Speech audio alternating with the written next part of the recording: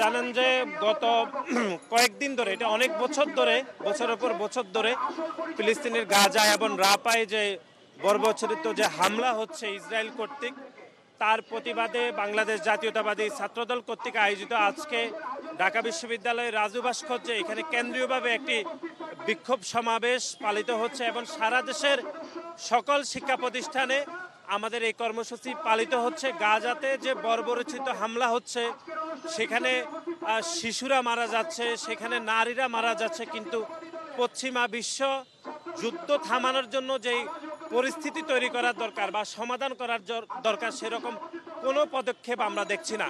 এবং ইসরায়েলকে তারা সব ধরনের সমর্থন দিয়ে যাচ্ছে, অস্ত্র দিচ্ছে, তারপর হচ্ছে অর্থ সহযোগিতা দিচ্ছে।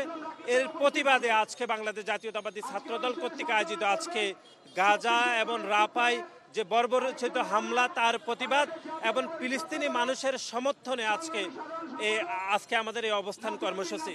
এটি সারা বাংলাদেশে সকল শিক্ষা প্রতিষ্ঠানে বাংলাদেশ জাতীয়তাবাদী ছাত্রদল কর্তৃক পালিত হচ্ছে। কেন্দ্রীয়ভাবে আজকে আমরা ঢাকা বিশ্ববিদ্যালয়ের রাজু ভাস্কর্যের সম্মুখে এটি পালন করছি।